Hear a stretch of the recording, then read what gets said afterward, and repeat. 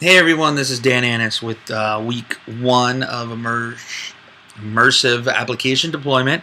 And this is basically just a short video about what my app's doing currently, what kind of immersion am I implementing into the game, and what kind of things am I implementing into the game to make it a little bit more exciting, I guess. So, first off, the objective of the game is to basically jump over the rock that's coming at you.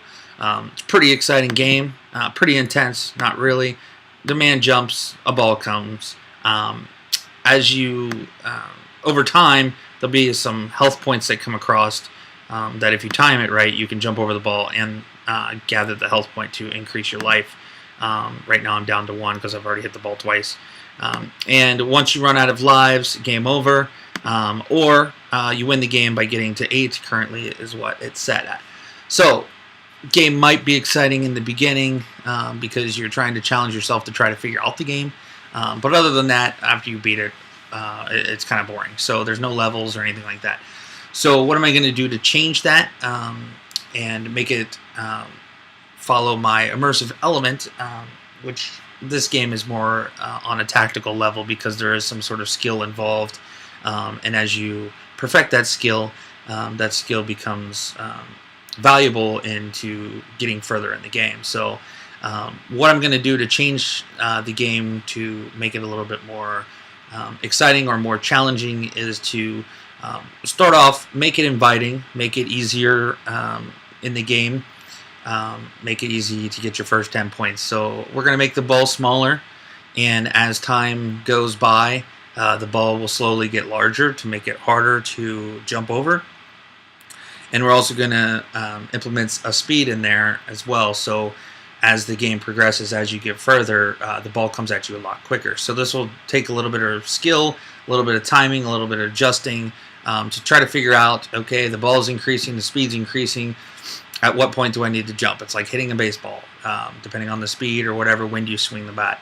So it's kind of what I'm going to do with the ball.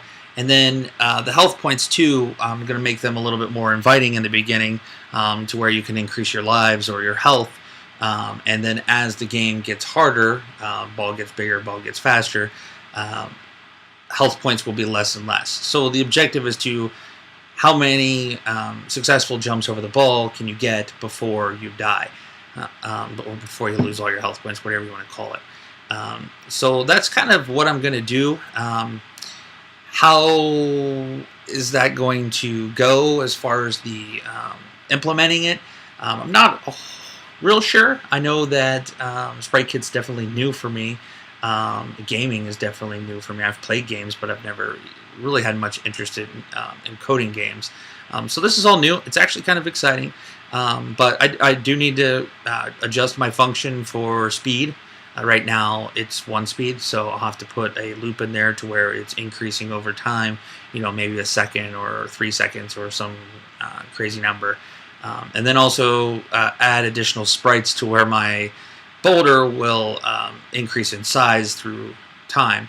And then just right now the health comes at random intervals, and we can just adjust that to where over time less and less come through. So those 3 elements alone hopefully aren't too tough. It's a matter of changing the loops and adjusting timing and that kind of thing. So and then the sprite kit, or adding a couple of sprites for the boulder.